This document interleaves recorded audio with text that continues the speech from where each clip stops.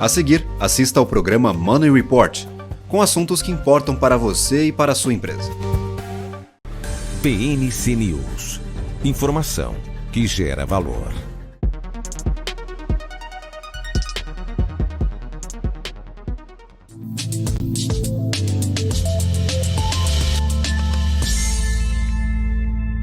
Olá a todos, bem-vindos a mais um programa Money Report TV aqui na BMC News. E nós hoje temos uma conversa muito especial, porque uma das nossas convidadas é a Geise Diniz, que é fundadora do Pacto da Fome e também CEO hoje dessa iniciativa, né? Não, eu sou cofundadora e presidente do conselho. Tá bom. Presidente do conselho hoje... Pacto contra a Fome. Hoje talvez o presidente do conselho seja mais importante do que o CEO, Não, mas a nossa CEO faz um trabalho belíssimo e é quem toca esse dia a dia lá. Bom, nós temos também o Maurício Magalhães, que é fundador, posso dizer CEO também? Pode. Da consultoria Mundo Real. E nós temos, enfim, Solange Cirur, ou Cirur, que é da UBS Global Wealth Management. Nós vamos aqui ter uma conversa que vai passar do terceiro setor para a gestão de fortunas, economia, macroeconomia, marketing, nova economia, enfim, vai ser um caldeirão bastante interessante. E vamos começar, evidentemente, pela Geise, falando dessa iniciativa fabulosa que é o Pacto contra a Fome. O que a gente precisa fazer para sensibilizar mais os empresários em relação a essa temática? Acho que a coisa principal é nós todos, enquanto cidadãos brasileiros, independente do lugar que a gente ocupa, entender que a fome existe. Ela é um direito constitucional, que não deveríamos ter nenhum brasileiro passando fome, num país que produz, que exporta, que ao mesmo tempo joga comida no lixo e que tem gente passando fome. Então, essa consciência de que esse problema para acabar com a fome ele é nosso, ele não é só do governo. É óbvio que o governo tem uma gestão muito maior, ele tem uma caneta, ele tem poderes, ele tem forças, mas o papel da sociedade civil, ele é muito fundamental para que a gente ajude a impulsionar realmente essa temática e acabar de vez com a situação de fome no Brasil. Porque é inconcebível que a gente chegue em 2024 com tanta inteligência, com tantos saberes, e a gente ainda tem essa situação. Então, para mim e para o Pacto contra a Fome, o que a gente mais promove é sinergia entre todos os setores, trazendo esses saberes que já existem para ganhar tempo também desses saberes e de fazer uma mudança estruturante. Então, a gente trabalha com toda a sociedade e com governos nessa questão do combate à fome e na redução do desperdício de alimentos.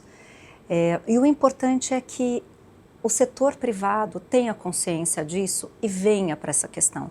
Não é caro a gente acabar com a fome no Brasil. Caro é a gente ter essa população sem alimento, passando fome e muitas vezes com má nutrição. Essa má nutrição traz um custo para o aparelhamento público que é muito alto. Então a gente está falando de custos na área de saúde, custos na área de educação, custos em produtividade. Então, se a gente olhar hoje e olhar a longo prazo, acho que todo empresariado também devia olhar para isso, independente de qual seja a sua causa. Porque muitos investem em educação, investem em saúde, investem em meio ambiente, está tudo certo. Mas se todo mundo olhar e começar a entender que a questão da fome definitivamente é uma questão que todos nós podemos abraçar e resolver de vez por todas, isso é completamente viável, é completamente possível a gente resolver. A gente tem uma meta 2030, nenhuma pessoa no Brasil com fome, isso está alinhado às ODSs. Mas a gente acredita que é possível antes a gente acabar com essa questão, se todos vierem para essa temática. Maurício, você que é um homem de comunicação, como é que a gente poderia ajudar a trabalhar melhor esse tema contra a fome, né? O Pacto contra a Fome? Porque hoje as empresas têm isso que a gente está falando.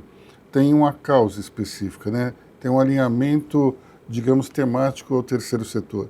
Como é que a gente pode trazer alguém que está mais interessado em educação ou em empreendedorismo para essa causa? Eu acho que o primeiro ponto, Aloysio, primeiro, muito obrigado pelo convite, meus companheiros aqui de bancada.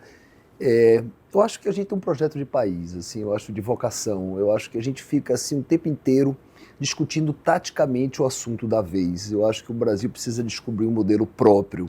A grande pergunta é por que a gente não protagoniza o país no mundo, porque não sonhamos em ser talvez a futura grande potência. A gente alimenta 13% da população do mundo e a dicotomia é de ter fome. Então, assim, é um país muito fragmentado, é um Brasil de muitos Brasis, sem um Brasil único. Eu acho que a gente perdeu muito nesses últimos anos essa capacidade de sermos estratégicos, de talvez aquela mantra, né? Vamos devagar para ir depressa. Eu acho que a gente vai depressa para no fim da linha a gente não avançar em nada, a gente retroage em muitos pontos como esse. Qual seria o grande convite de um pacto de nação?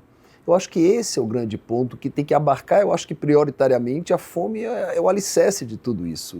Depois da fome você vai desenvolver quase que concomitante educação, políticas de saúde, de inclusão de um país que você tem uma Embraer, você tem um Einstein, um Sírio e você tem fome. Então, assim, essa dicotomia a gente precisa ser rompida e eu acho que talvez a grande missão dos empresários, da sociedade civil organizada é pautar o país à luz de uma estratégia de país e não ficar no sentido inverso, achando que a política pode talvez pautar o que a gente vive aqui e a gente fica responsivo o tempo inteiro. Como é que a gente inverte esse olhar para uma proatividade? Eu acho que talvez, Aloysio, o que a gente precisa aqui é um projeto de país apartidário, numa visão ampla da sociedade, como assim, fome não é uma questão partidária ou qualquer coisa, assim como fome, que outros assuntos são? Se estamos alinhados aqui, podemos discordar na página 2, mas qual é a página que todos concordamos? Eu acho que o que a gente está precisando trazer para o país é um debate desse tipo.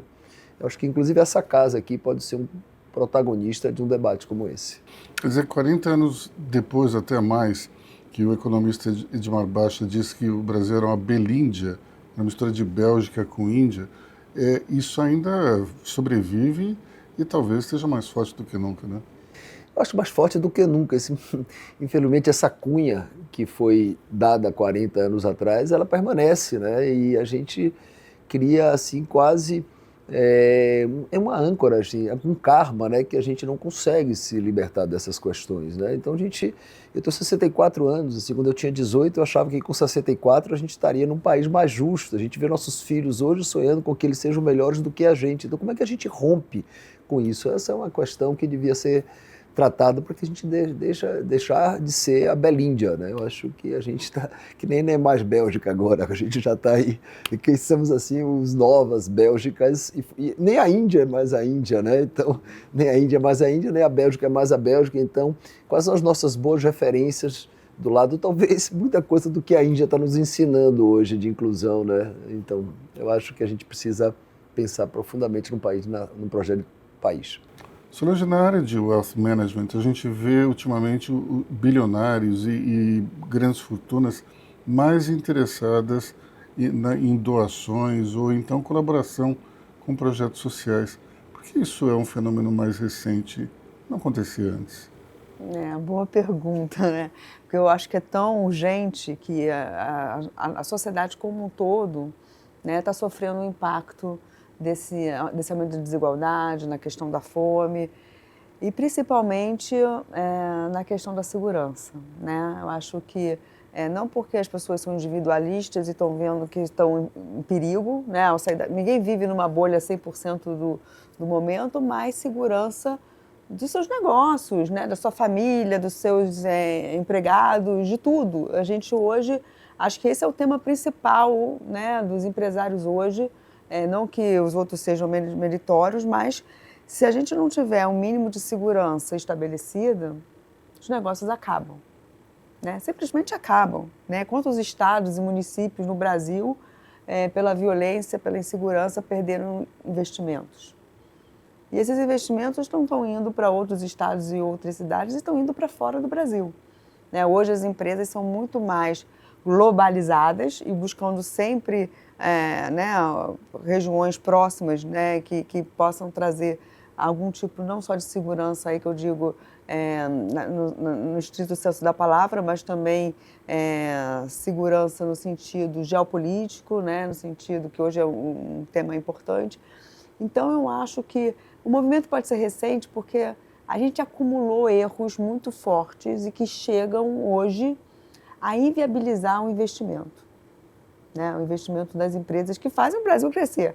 O Brasil, ano passado, teve uma taxa de investimento de perto de 16% do PIB, que é pífia. Assim, não é possível que a gente vá crescer 2% ao ano com essa taxa de investimento. Isso não existe.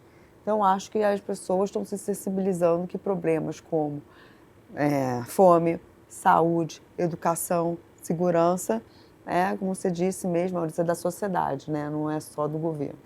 Bom, a gente tem também uma questão que relaciona, eu acho que diretamente a fome, a nutrição, à desigualdade em todos os níveis, né? Quando você fala principalmente em desigualdade racial. A Rachel Maia esteve aqui, por exemplo, num programa nosso e ela falou bastante sobre isso. Como é que a gente pode priorizar essa questão dentro, digamos, da mentalidade das pessoas? Porque eu acho que quando você fala em fome ou em racismo, geralmente ninguém está muito preocupado com isso, porque não faz parte da realidade de um executivo ou de um empresário. Como é que a gente poderia sensibilizar mais essas pessoas?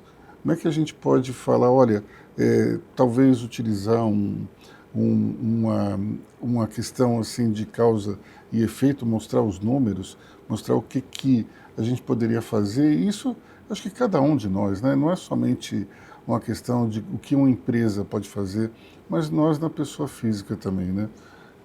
Explica pra gente. Eu acredito muito, antes de mais nada, para que a gente mude hábitos, a gente precisa trazer consciência, e a consciência vem através de informações e dados. Então, acho que esse é um dos papéis também que o Pacto contra a Fome ele se propõe, que é trazer dados e evidências para pautar, inclusive, políticas públicas e trazer também esse nível de comunicação mais eficiente para todos esses públicos, que é a população brasileira. A gente não pode se conformar só, né, quando você tem 64 anos, de falar, poxa, desde que a gente nasceu, a gente sabe que essa questão existe. Mas a questão da fome, é óbvio que ela tem um dos braços, a gente fala por causa da desigualdade social, mas, na verdade, tem países que têm uma desigualdade social grande e não tem fome. Então, a fome vem por causa da pobreza. Então, a gente tem que ter isso muito claro, porque nós somos um país que tem essa dicotomia de ser um país muito abundante, mas, ao mesmo tempo, muito pobre. E, para trazer isso, a gente tem que ter um olhar de economia. A gente tem que... Esse governo tem que promover seguranças também jurídicas para que tenha investimentos no país, para que gere renda, gere empregos, e isso faça essa roda girar, não só com distribuição de renda, né, que é o que o governo vem fazendo com Bolsa Família, que isso, sem sombra de dúvidas, é um dos principais alavancadores para tirar essa população hoje da fome. Então, renda é importante. Distribuição de renda é importante? Fundamental nesse momento. É sustentável por muitos anos ao longo do tempo? Não. Inclusive por questões também de comportamento, porque hoje, se você fala com grandes empresários que têm capacidade de empregabilidade, eles não estão conseguindo empregar toda a sua necessidade, porque as pessoas hoje, infelizmente, preferem ficar no Bolsa Família do que aderir ao emprego formal. Então, essa é uma questão que a gente também tem que lidar e falar, como que a gente faz? Tem um período que o governo vai ter que incentivar, que é fundamental, mas tem que gerar emprego, porque a geração de emprego traz também dignidade. E hoje, falando das questões raciais, 76% da população que passa fome no Brasil é preto ou pardo. Então, a gente tem sim uma correlação muito alta com a questão de raça. E depois de gêneros também, mas a questão de raça é prevalecente. Então, a gente tem que olhar, e não é porque esse não é um problema nosso, felizmente a gente não passa fome. Eu nunca passei fome na vida, mas não por isso eu não estou me engajando. Entendeu? A gente não precisa estar nessa situação. E a gente não pode deixar para que essa população do Brasil que não tem o que comer hoje, que ela saia desse problema, porque ela não tem a menor condição. Até eu acho que quando você está no século XXI, esse problema ele se torna muito mais grave. Porque se nós retrocedermos no tempo, ir para, sei lá, anos 40, anos 30, você tinha uma situação na qual somente uma elite mesmo estava segura do ponto de vista alimentar. Você tinha uma população, eu não diria a maioria, mas uma boa parte que estava nessa mesma complicação de hoje, né? Como é que a gente faz para trabalhar melhor, do ponto de vista de comunicação, a mentalidade dos empresários, no sentido de que é algo que eles nunca sentiram. Como é que você vai criar empatia em cima de algo que você nunca experimentou? Eu vou, assim, o que me veio dessa sua colocação, assim, você pode optar por uma resposta no nível de melhoria de consciência, mas eu não vou nem entrar nesse campo e vou trazer no nível econômico. Assim, a coisa mais limitada de olhar, quando você olha essa preservação do modelo de bolsa ou a visão do mundo sobre a África, é burra no ponto de vista, inclusive, de mercado de consumo. Se você gera políticas de desenvolvimento e de inclusão, imagina a sociedade que a gente não teria se os excluídos fossem incluídos, se os não letrados fossem letrados. Até para as grandes corporações e para os países que sonham em terem um protagonismo no mundo, seria o melhor investimento que isso pudesse ser feito no ponto de vista do médio e longo prazo. E isso não é olhado. Então, o que eu vejo dessas questões dos Bolsas Famílias é que assim, eu nunca vi um Bolsa Família vir acompanhado de uma política de inclusão, de educação e de emprego. Então, é um duelo de bolsas. E na questão racial ou de gênero, meu sonho é que esse assunto um dia deixe de ser assunto. Assim, você não fala mais sobre o voto feminino. Casamento homoafetivo ainda tem um debate, mas é uma coisa que está sendo superada, né? Eu tive uma agência aqui em São Paulo, eu descobri isso depois, assim, sei lá, 30% ou 40% da agência era gay. E meus cargos de liderança do segundo escalão era todo mulher. Então, essas questões, eu me lembro que o Jornal Nacional uma vez foi fazer uma pesquisa, indicaram a gente e ninguém quis falar. Porque, eu sou um sofrido. Não era. Então, esse assunto não era assunto. Eu acho que essas políticas são muito corretas, essas brigas compradas são muito corretas para que um dia isso não seja mais assunto. Então, eu acho que a gente tem que incluir, através de políticas econômicas, e esse lado lutar para que esse assunto deixe de ser assunto. Então, eu acho que a gente está num momento de transição muito positivo. Esses assuntos não eram debatidos corretamente há muito pouco tempo atrás. Você tem um ativismo, às vezes já exagerado, muitas vezes necessário, mas a gente começa a perceber alguns avanços. Na questão que a Geise traz aqui, é muito preocupante, porque é a base de tudo, né? Eu acho que essa exclusão pela fome é o limítrofe da dignidade humana, antes de qualquer outra coisa. Esse é o grande desafio. E talvez esses outros temas, eles ultimamente tenham sensibilizado mais a elite brasileira, porque afinal de contas são temas que fazem parte do seu dia a dia. Já a fome não faz. Isso acaba sendo um complicômetro, né? Dentro do mercado financeiro, você tem observado algum tipo de atuação mais forte dentro do terceiro setor? Eu vejo assim, dentro do mercado financeiro, a maior preocupação é que a gente não vai conseguir levar a fim e a cabo o que a Geise falou de trazer crescimento sustentável, emprego, numa política onde se gasta muito e se gasta mal. Você mesmo falou, Maurício, esses programas de bolsa não estão relacionados a como tirar as pessoas da assistência social e trazê-las para o mercado de trabalho. O Bolsa Família, quando ele surgiu com o Paulo Renato, ele veio junto com o programa de educação. Isso acabou. E a gente pegou o Bolsa Família em 2 anos e triplicou o valor dele, mas sem mudanças no programa. Então, a revisão de gastos, o debate sobre o que é eficiente e o que não é eficiente está fora, e o mercado financeiro se preocupa com isso. Por quê? Porque, no final das contas, isso aqui leva a economia a trabalhar com juro real extremamente alto e viabiliza o crescimento e viabiliza os negócios. E o mercado financeiro é a ponte dos negócios, né, para a economia real. É trazer as poupanças para o investimento, é tornar poupança investimento. Mas com um governo que, para se financiar, precisa pagar um juro real de 6%, com um país que cresce 2%, é inviável. Então, a grande preocupação hoje é com o futuro. Até o momento, a gente conseguiu, né, realizar algumas reformas importantes no país, desfazer outras que foram muito importantes, né? Como se fala hoje, a gente vai precisar fazer uma outra reforma da Previdência. Não tenho dúvida de que a reforma feita já foi para o ralo, com uma política, né, de elevação do salário mínimo que não traz nenhum tipo de solução para fome, educação, saúde, não.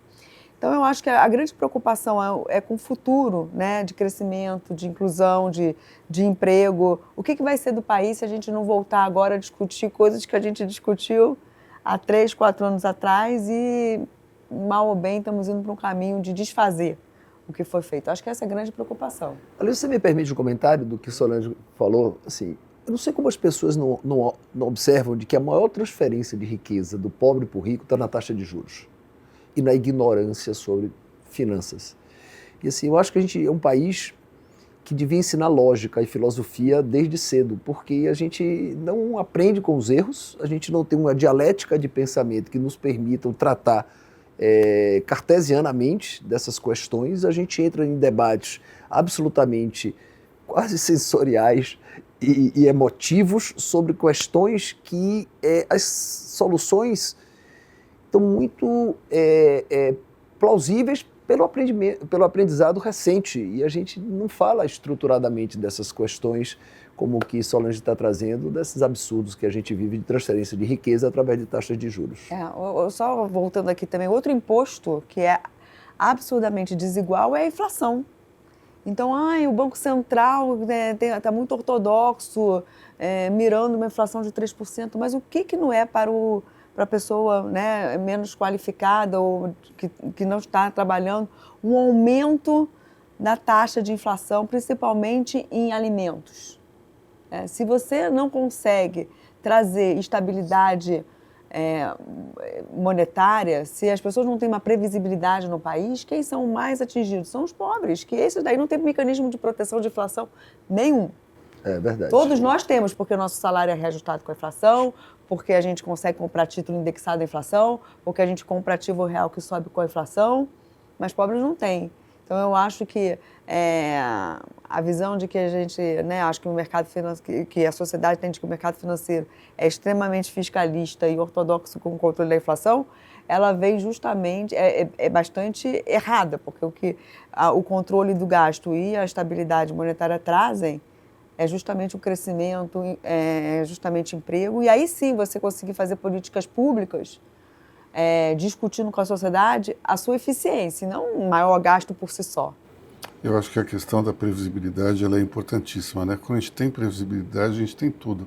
E eu vou fazer uma pergunta para a Geise. Como é que tudo isso começou? Como é que a tua iniciativa de combater a fome teve início? Eu fui impactada na pandemia, então logo em março de 2020, quando a gente entrou, né, todo mundo em recesso, eu imaginei que a gente ia ter fome, porque aquelas crianças que dependiam da merenda escolar, falei, vão ficar alguns dias sem comida, e a gente não tinha ideia de quantos dias seriam. E aí eu me reúno com um grupo de pessoas que também estavam pensando isso, e a gente criou um movimento que chamou União São Paulo, que tinha como objetivo entregar cestas básicas no estado. A gente fez isso, foram 900 mil cestas entregues no período de 1 ano e meio, e 1 ano depois a gente fez uma campanha que chamou Panela Cheia Salva, que beneficiou 3 instituições que atuavam na ponta, que era a CUFA, o Gerando Falcões e a Frente Nacional Antirracista. Essa campanha, em 4 meses, arrecadou o equivalente a 4 milhões de cestas básicas. Então, nesse momento, eu me vejo, quando a gente se junta com o mesmo objetivo, toma outra capilaridade, né? É um impacto muito maior. E aí eu fiquei provocada a entender o que era fome, porque eu estava fazendo tanto trabalho, naquele momento assistencialista, que é o que realmente precisava, né? Entregar a cesta rápido para quem precisava. Mas eu chamei uma consultoria, a Integration, que veio, fez um estudo quanti e quali, para entender o que era fome, o que era desperdício de alimentos do campo até a mesa de casa, passando por todos os elos da cadeia. Isso tinha uma correlação direta do desperdício com a fome. Esse estudo ficou muito bom, ele na época só tinha o objetivo de tirar minha dúvida, mas a partir do momento que eu vi, naquela época, que nós tínhamos 33 milhões de brasileiros que não tinham o que comer, e ao mesmo tempo a gente jogava 8 vezes o que seria suficiente para alimentar essa população, eu falei, puxa, então não é que a gente está num país da África subsaariana que não tem o alimento. A gente tem e a gente faz uma má gestão dele. Então são outras naturezas de problema. Como que a gente endereça isso? E a consultoria trouxe alguns caminhos também de atuação. E eu fui ouvir. Eu ouvi mais ou menos umas 300 pessoas entre todos os setores. Governo, academia, setor privado, terceiro setor. Eu fui ouvindo para ver se aquilo fazia sentido. E aquilo foi trazendo mais substância para que a gente realmente fizesse alguma coisa. E o fazer alguma coisa, eu falei, isso não pode ser meu, isso não é da minha família, não é um instituto privado, porque se ele for privado, ele vai ter a dimensão dos meus braços ou da minha família, não é isso. O problema é tão grande e para problemas grandes e complexos precisam de soluções sistêmicas. Então, nesse momento, a gente traz um grupo, na época eram 30 pessoas, que a gente fez um off-site e a gente construiu ali o Pacto contra a Fome. Então, nasce dali o pacto co-criado, e o pacto é co-criado o tempo todo, promovendo essa sinergia dos saberes, como eu falei. Então, o que me instigou foi esse olhar, e um dia, que acho que vale a pena trazer o ponto também, que foi para mim, foi o meu ponto de virada, foi quando eu fui visitar uma comunidade no lixão de Duque de Caxias, no Rio de Janeiro. E aquilo me marcou muito, porque era um lugar muito insalubre, muito seco, cheio de lixo. É um lixo seco, não era um lixo orgânico, então não tinha cheiro, mas me chamou a atenção quando eu vi os desenhos das crianças que desenhando a vila, né, onde elas moram, e que não tinha um lixo espalhado nos desenhos delas, mas tinham as poucas caixas d'água existentes na comunidade, porque como é um lixão, não tem água encanada porque está tudo poluído. Então, aquilo me marcou muito. E foi nessa madrugada que eu falei, os empresários e as pessoas que tomam decisão nesse país, acho que nunca, ou poucos deles, viveram isso aqui. Entendem o que realmente o povo passa. E no dia seguinte eu liguei para o Abílio e perguntei para ele se ele já tinha visitado uma comunidade, uma favela. E ele falou que não. Aí pedi ajuda para a CUFA, a gente fez uma visita numa comunidade e eu acho que uma das formas de impactar é isso. É a gente poder fazer essa visita, a gente ir e entregar comida na rua para quem precisa, é a gente entregar uma cesta básica numa comunidade, é a gente viver e ver que esse problema realmente existe. Nessa hora, a gente muda. A gente muda o nosso foco, a gente sai do nosso escritório, na Faria Lima, ou onde quer que seja, e a gente vê que ali, muito perto, né, desse endereço, a gente tem fome. Hoje aumentou muito a quantidade de moradores de ruas, né? A fome, ela era basicamente, na última pesquisa que teve em 2021, ela era basicamente rural, né, majoritariamente rural. Agora a fome é majoritariamente urbana, nessa última pesquisa do IBGE, feita agora, apresentada no mês passado. Então aqui tem um ponto de atenção que está tendo uma migração forte para isso e aumento de moradores de rua, aumento realmente da fome. Então vale aqui, fica aqui o convite para vocês, inclusive, se quiserem fazer uma visita numa comunidade. Um prazer. Eu queria falar duas coisas sobre isso. A primeira é que demonstrar o problema é muito importante. E a gente vê o exemplo da Alcione Albanese, dos Amigos do Bem, que ela leva mensalmente alguém, ou um grupo, lá para o sertão nordestino para ver não só o problema, como também a solução. O que ela fez lá, que é um trabalho admirável de resgatar cidadania, oferecer emprego, empreendedorismo. Há 30 anos ela faz anos. Isso. É absolutamente incrível. Quem não viu, eu sugiro que procure na internet, é uma iniciativa fabulosa. Agora, eu queria lembrar de uma coisa que aconteceu na minha família. Quando minha filha hoje tem 16 anos, quando ela tinha 10 anos, ela foi visitar uma comunidade levada pela escola. E lá pelas tantas, ela volta e eu falei, como é que foi? E ela disse que ela tinha evidentemente ficado impactada pela pobreza que ela tinha testemunhado, mas por outro lado, que os meninos tinham sido agressivos com ela. E daí eu perguntei, mas por que você acha que isso aconteceu? Ela falou, eu acho que isso aconteceu porque eles se sentiram numa espécie de zoológico. Vieram os riquinhos visitar os pobres. E aquilo teve um grande impacto sobre ela, porque ela entendeu a reação desses meninos. E tanto é que ela entrou num outro projeto de voluntariado da escola depois disso, mas me chamou a atenção que muita gente poderia ter reagido mal a essa agressividade e não ter percebido o que estava por trás disso, né? Foi a maior parte da classe dela teve essa reação. Então, quando a gente vai para o campo, né, para para o lugar onde tem um problema, a cabeça tem que estar totalmente aberta, porque senão você pode sofrer algum tipo de revés e criar uma rejeição que não pode ser, né?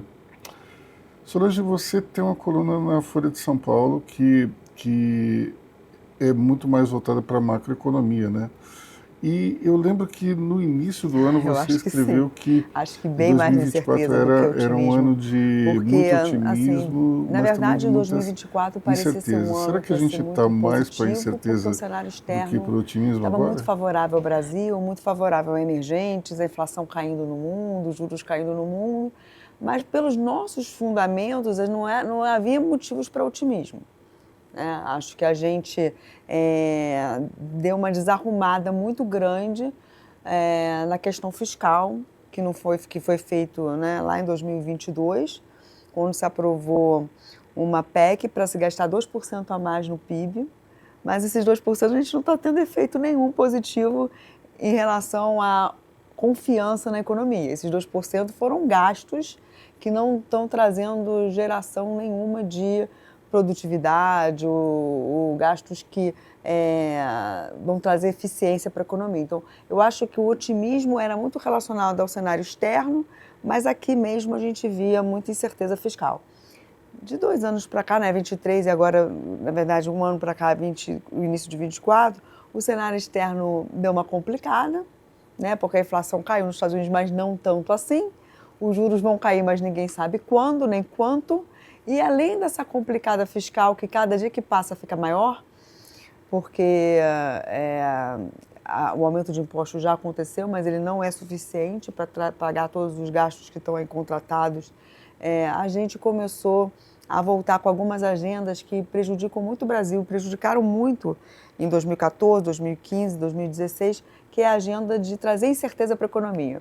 Incerteza jurídica, quando todas as questões, né, tributárias no Brasil são incertas, né? O passado é completamente incerto, porque a justiça rever leis, rever regras, a questão regulatória está sendo muito debatida no Brasil, porque cada dia que passa, né, parece que as leis podem ser modificadas para investimentos, para a questão de infraestrutura, até mesmo a questão da competitividade, né? O nosso órgão de antitruste também muda visões já estabelecidas pelo próprio órgão.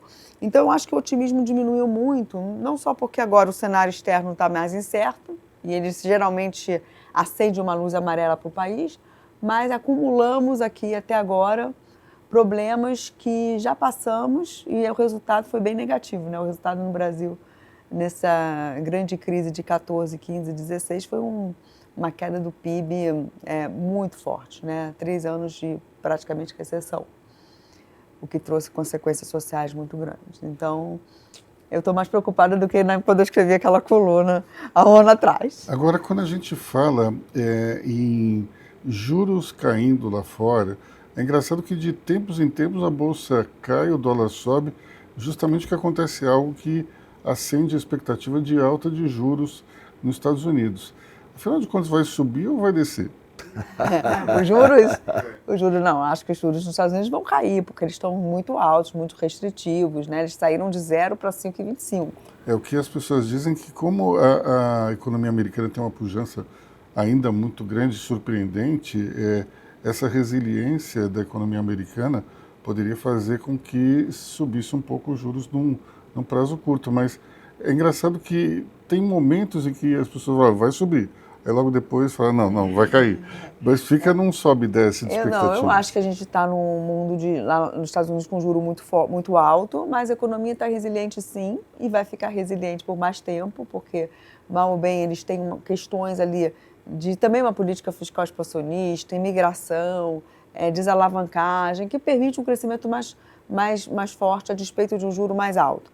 A questão é que esse juro alto vai ficar alto por mais tempo. E mesmo que o FED comece a cair juros, acho que vai ser mais a gota-gotas, né? Conta-gotas, e um processo bem mais devagar, o que impõe uma restrição ao Brasil, né? Porque uma coisa é você ter no Brasil o juro de 10 com o Fed Fund, né? A taxa lá nos Estados Unidos de 2, 3, outra coisa é com o Fed Fund de 5,25. Então a barra, né, no Brasil aumentou para a gente conseguir ter juros mais baixos, né? Então, não é uma questão apenas, né, de fiscal desarrumado ou de incerteza em relação ao Banco Central, é uma questão de custo de oportunidade de se investir lá fora. Então, se o custo de oportunidade aumenta lá fora, não tem muito espaço para cair aqui. Então, na minha opinião, a gente podia ter feito um pouco mais do dever de casa e não ter desfeito deveres de casa quando o juro estava baixo. Agora que o juro lá fora está alto, a gente precisa urgente fazer dever de casa, mas essa agenda não está posta. Você tem sentido isso também, Maurício? Digamos, não chega a ser um pessimismo, mas um certo ceticismo no ar por parte dos empresários? Pela primeira vez eu estou vendo o brasileiro em geral e obviamente refletido nos empresários um certo ceticismo. A gente sempre foi um país extremamente otimista. Eu acho que o que a gente viveu no curto prazo, e foi muito rápido esse processo de repetição dos mesmos erros ou de revisão desse passado, conforme Solange coloca aqui, eu acho que isso foi desestruturante, eu diria, na alma empresarial. Então, faz com que você comece a viver em casulos, buscando uma certa sobrevivência de curto prazo, sem se preocupar muito com o contexto ou com o futuro. Eu acho que a gente está num momento super delicado. Eu fiquei pensando aqui como é que a gente hoje une Solange, a Geise, e eu tenho uma tese assim, que eu convidei 2 economistas, estou te convidando, para fazer um filme sobre a desvilanização da economia. Eu acho que a economia é a maior ciência social do mundo. O que é que todo pai de família quer? Emprego. E quando você fala assim, aquele economista, aquele cara é um sem coração, é uma pessoa desprovida de sentimentos humanos. Então, e quando no fundo não é sociologia, história, óbvio que são ciências muito importantes, mas se a gente talvez fizesse um trabalho didático sobre economia, talvez a gente até desmistificasse essas crenças tão enraizadas que não conseguem entender que a economia, a ciência da economia, ela tem que ser estudada e ela é poderosa, e que vai chegar no final da linha a uma coisa distributiva, e a fome será. Eu acho que a gente passa por essa compreensão profunda, parece que a Faria Lima é desconectada de Heliópolis, ou do Nordeste brasileiro. Então, o que eu vejo é que, respondendo originalmente sua pergunta, é que sim, eu acho que esse ceticismo, infelizmente, é uma realidade, mas, por outro lado, eu acho que a gente tem um país tão especial, tão maravilhoso, que a gente não pode perder essa crença de transformação. Essa turma passa e a gente vai, mas como é que a gente avança em outras bases? Eu acho que se a gente talvez desvilanizar a economia, talvez fosse um bom começo. Olha, antes de chamar o nosso intervalo, eu vou lembrar de uma situação que houve no início dos anos 80, na época da moratória brasileira, um pouco antes, na crise da dívida externa. O Brasil pede dinheiro emprestado para o FMI e vem uma economista chamada Ana Maria Ju, com uma pasta gigantesca, e ela olha para tudo aquilo e diz: precisamos aumentar os juros e promover alguma recessão para poder segurar essa inflação e a economia retomar. E ela é absolutamente vilanizada também pela imprensa, porque, como vem aqui um economista de fora querendo que a gente passe por uma recessão à força, mas infelizmente não tem outro remédio ainda, né? Naquela época não havia ainda lei da responsabilidade fiscal, um déficit público absolutamente incontrolável, mas as pessoas não enxergavam isso, só preferiam vilanizar. Não sei se dá tempo. Você me permite o último comentário antes do... For rápido. Que assim, Milei, assim, se mistura o olhar sobre o homem e os resultados que ele está tendo. Então, assim, você prefere olhar o louco do que o que efetivamente a Argentina está recuperando de 40 anos de perda. Então, assim, a gente foca aqui e não foca aqui. Eu acho que esse é um problema estruturante de visão. Você que tem falado com muitos empresários, você tem percebido que em alguns instantes pode ser que eles não tenham aderido à sua causa, mas você tem percebido que o interesse social aumentou no Brasil? Bom, acho que essa causa não é minha, né? Ela tem que ser nossa enquanto nação, né? Mas eu acho que depois da pandemia, sem sombra de dúvidas, eu acho que o brasileiro ele está muito mais aberto para essas questões sociais. Mas ainda é muito pouco. Se a gente pegar o ESG, o que as empresas trazem hoje? Um olhar muito mais para o E Por quê? Porque tem métricas, porque bem ou mal as empresas hoje começam a ser cobradas e o mundo está olhando a questão ambiental, muito mais ainda para a questão do Brasil. A gente vai ter uma COP, que eu acho que é super importante, então, por conta disso, as empresas estão com esse olhar. Na parte de governança, a gente olha uma questão também muito mais por cotas, raças, gêneros, ainda para mim é muito incipiente, mas ainda navegamos. O S é completamente nulo. Ninguém olha, ninguém faz. Então, acho que a gente tem que ter essa preocupação, como que a gente traz de fato o ESG, porque hoje ele é quase um EG. Então, o social é fundamental que a gente olhe nessas outras bases, com exemplos do que a gente está fazendo também no ambiental. Então, essa é uma das nossas também preocupações de trazer também esse movimento para que a gente traga métricas, para que a gente realmente traga caminhos para que as empresas também olhem para isso. E o objetivo é não só falar com as empresas, mas com todos, todo o resto da sociedade. O terceiro setor, que atua muito já nessa questão, mas também governos, né? Hoje a gente vem trabalhando ativamente com o governo, então em todas as instâncias, o federal, em vários ministérios e trabalho conjunto, alguns governos de estado, então a gente entra agora no Ceará para fazer um trabalho grande, já estamos no Maranhão e no Pará fazendo políticas públicas, com apoio de empresas também. Então, é um olhar que eu acho que é um ganha-ganha, quando a empresa também entende e apoia estudos, apoia as pesquisas, porque uma vez a gente entendendo o que acontece, é muito mais fácil para a gente fazer um rollout Brasil. Então, o que a gente vai fazer, o que a gente quer fazer no Ceará é exatamente isso. Tudo que a gente acredita enquanto pacto contra a fome aterriza num território. Sim, então a gente está entrando lá no Ceará para fazer esse trabalho de 2 anos. Então, tem outros estados querendo fazer isso também, a nível de governo estadual, quanto às vezes até municipal, e a gente precisa desse apoio, precisa do apoio da iniciativa privada também, até para custear esses estudos, esse trabalho, porque isso tudo vai gerando dados que vão retroalimentando a própria iniciativa privada com esses dados, o próprio governo, para que a gente tenha mais base para fazer políticas públicas mais bem fundamentadas. Então, não tem dúvida que o setor privado é fundamental para essa causa que hoje a gente defende, mas tantas outras sociais.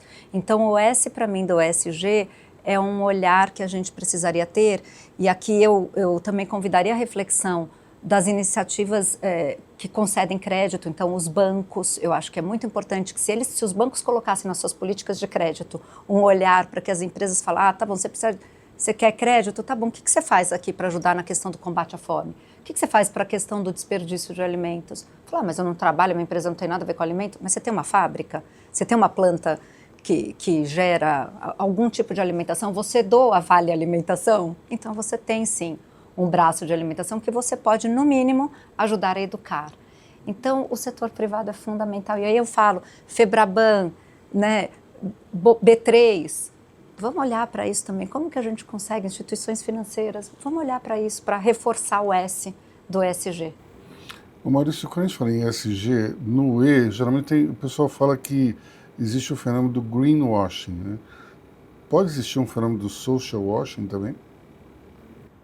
Eu acho que existe, não é que pode, eu acho que já existe isso, muita gente tendo práticas para ser exatamente isso que você está dizendo, né? O que Geise estava dizendo, e eu fiquei pensando assim, como é que a gente, no todo, Mohamed Yunus com microcrédito lá no Paquistão, não, do lado, onde ele ministrava e mudou o mundo com essa visão de microcrédito. Quando você olha assim, aplicativos que Israel protagonizou o mundo, no audiovisual, que eu milito um pouco nessa indústria também, você vê séries coreanas e séries libanesas, séries turcas pelo mundo, e a gente não consegue emplacar no mundo modelos. Eu acho que a gente vive num país assim, que a gente fica copiando modelos o tempo inteiro, o que está acontecendo ali, a gente vai implantar aqui, e no fundo a gente não discute soluções próprias. A gente é um povo extremamente criativo, um empresariado extremamente resiliente, essa questão social, assim como o Brasil alimenta 13% do mundo, o Brasil podia ser talvez um país que pudesse solucionar em escala esses aspectos sociais em modelos únicos e próprios. A gente fica copiando e importando modelos, eu acho que falta, Luísio, pensamento para que a gente busque essas soluções complexas que Geisa falou lá atrás, em escala, soluções complexas em escalas, e a gente tem um povo extremo. Aliás, o que diferencia a gente de uma cultura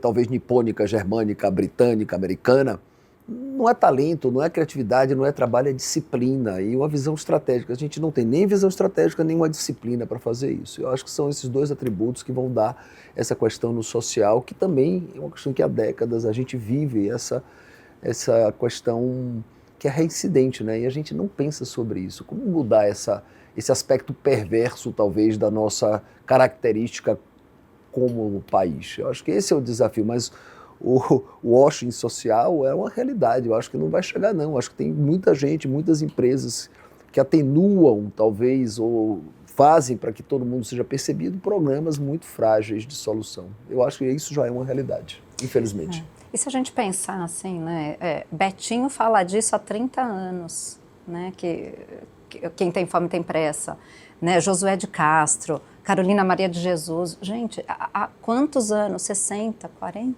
anos? A gente está falando da mesma coisa. Então, acho que essa falta de disciplina, eu acho que é o que nos pega. E a gente tem, a estratégia eu acho que a gente tem. O que falta é a gente ter a disciplina para colocar em prática. Solange, existe uma ligação, quando a gente olha para os países BRICS ou desenvolvimento, tem uma ligação entre crescimento econômico e, digamos, desigualdade social? Não, sem dúvida nenhuma, né? Sem dúvida nenhuma. O Brasil, né, podia hoje estar perto de uma Coreia, né? Como a gente, no começo, lá em 60, 70, a gente tinha os mesmos índices e hoje eles têm índices muito melhores do que a gente em tudo. Educação, saúde, desigualdade, renda per capita. Então, grande verdade é que um país não consegue reduzir desigualdade ou aumentar, né, a sua renda per capita se não perseguir reformas estruturantes. E a gente é o país de fazer reforma e contra-reforma. Eu digo que a gente dá um passo à frente e 2 atrás a todo momento. Então, a reforma da Previdência não começou agora no governo passado, né? O Lula 1 aprovou a reforma da Previdência, o Lula 2 aprovou a reforma da Previdência, a Dilma tentou aprovar a reforma da Previdência e agora a gente está falando que vamos ter que fazer outra, que todas as passadas não valem mais nada. Porque no meio de reformas feitas, a gente faz contra-reformas, que acabam diminuindo o efeito da reforma. Então, é impossível, né, os países em desenvolvimento, eles só vão conseguir chegar, né, em renda per capita, em índices de educação, saúde dos países desenvolvidos, se persistir nessa agenda. Mas é uma agenda muito complexa, porque ela parece ser impopular, muitas das vezes, né, porque ela mexe com direitos adquiridos, ela mexe com grupos específicos de interesses, e traz um benefício muito, muito grande para uma amplitude uma grande amplitude de pessoas que não são organizadas, né? Se a gente pudesse organizar, acho que todo mundo aqui ia ser a favor da reforma administrativa, mas os funcionários públicos não são. Mas por que não são? Porque mexem com os seus direitos. Tudo bem, a gente podia fazer uma reforma que não mexe com nenhum direito, com nenhum funcionário que esteja hoje na ativa, mas a sociedade não faz, nem para os que nem nasceram ainda, nem fizeram concurso, e isso prejudica toda a sociedade, porque a gente está pagando uma conta absurda, né? E a produtividade do setor privado cai, porque se você tem um setor público que é improdutivo, você não consegue abrir uma empresa, fechar uma empresa, fazer um negócio, uma licença ambiental. Então, esse é o grande problema, acho que dos países em desenvolvimento, que estão eternamente em desenvolvimento, eternamente emergentes. Eternamente o Brasil do futuro. Com tanta riqueza, com tanta commodity, com tanta... ou no mundo de hoje, que é um mundo, né, bastante polarizado, com riscos geopolíticos muito grandes. O Brasil, por ser um país que não se posiciona nem do lado do outro, tem um benefício enorme e não consegue aproveitar isso. E nós inovamos nessa questão da reforma e da contra-reforma, que agora com a reforma da tributária, nós temos as contra-reformas entrando conforme nós estamos ali regulamentando as coisas. Não, impressionante. Isso aqui é um spoiler, porque eu escrevi isso para a minha coluna de quinta, que vem, né? A gente fez uma reforma tributária que é justamente para tornar um sistema mais seguro, com menos guerra fiscal, etc. e tal. Mas, ao mesmo tempo, a gente está criando uma insegurança jurídica no sistema tributário que já existe. Né? De um dia para o outro, a empresa descobre que o seu benefício tributário não vale mais. Você pode ser contra o benefício tributário, mas não pode ser de um dia para o outro. Também não pode ser rever benefícios tributários de 30 anos para trás e pagar o estoque, né, não pensando na viabilidade da empresa. Bom, sem contar Então é isso, aquelas você faz uma outras... contra-reforma junto com uma reforma. Sem falar aquelas que tinham uma alíquota X e de repente ela vai crescer violentamente também. Isso aqui é tema para um outro programa, de tão complexo que é. A Solange ficou falando da Coreia como exemplo incrível de como a educação mudou tudo. Vocês, dentro do projeto, têm algum país que possa ser um paradigma para vocês? Bom, tem vários cases internacionais e a gente olha para todos eles. Não necessariamente idêntico para fazer um colar e copiar, né? Mas por quê? Porque o Brasil é um país muito único também, de dimensões geográficas, né, de produção, de culturas diferentes também. Então, só para a gente entender essa questão logística, né, quando a gente for olhar aonde que se perde tanto alimentos, né? Então, se a gente vai olhar para a Europa, é diferente a base de comparação do tamanho dos países, mesmo quando você fala da União Europeia, quando a gente compara, por exemplo, com os Estados Unidos. Então, a gente adota então o benchmark americano como uma fonte de comparação de geografia. E nisso a gente olha também outros cases daí menores para falar, então, o que cada país está fazendo. Então, é quase que uma colcha de retalhos, onde que tem vantagens e especificidades que a gente pode trazer para cá. Mas, sinceramente, acho que assim, a gente não pense que é uma grande equação com 5.000 variáveis. O problema ele é relativamente simples de ser resolvido, esse é o ponto.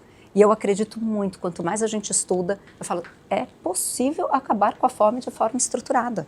É possível. Então, assim, falta esse interesse, essa boa vontade para fazer algo estruturante e consistente, para que isso não volte para a pauta de novo. E o pacto, ele é suprapartidário, a gente fala com todo mundo. E eu quero reforçar aqui que neste governo, este tema está sendo muito bem trabalhado. A gente vem trabalhando isso com esses vários ministérios e secretarias e está sendo trabalhado. Acho que tem muitas dificuldades realmente. O CAD único é uma questão super relevante e importante porque é a base de tudo. Então eu vejo também a atenção que o governo está dando para fazer cada vez mais essa limpeza e a curacidade, né, da base de dados. E então acho que a gente tem eu tenho um olhar muito positivo e muito esperançoso de que sim, é possível a gente fazer, olhando então para benchmarks internacionais, olhando para a nossa própria história, o que o Brasil já fez, considerando aquele determinado momento de Brasil, porque hoje a realidade é muito diferente, mas a gente olhar também o que a gente tem das virtudes, né? O que a gente produz, como que a gente faz. Hoje, olhando a situação do Rio Grande do Sul com a produção de arroz, né? O que o governo está fazendo, né? A Conab está fazendo dessa questão de importação de arroz, zerando os impostos para não aumentar preço aqui e garantir o produto na mesa do brasileiro, porque é um produto fundamental, mas ao mesmo tempo olhando também uma estratégia de que por que a nossa base de produção de arroz está só num lugar, no sul do país? Por que a gente não dissemina um pouquinho mais em outras regiões do Brasil? É óbvio que a gente tem que olhar para isso. Então,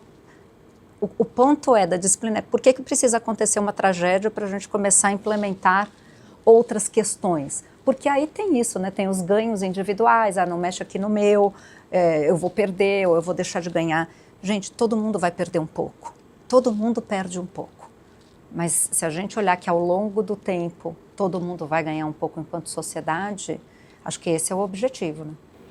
E todo mundo vai perder um pouco agora, porque a gente vai ter que encerrar o programa. O papo estava bom. O papo estava ótimo, mas eu, infelizmente, tenho um horário para cumprir e não dá para a gente continuar. Eu agradeço muito a Geise, Maurício, Solange, pela conversa incrível. E a gente volta semana que vem, quinta-feira, aqui na BMC News.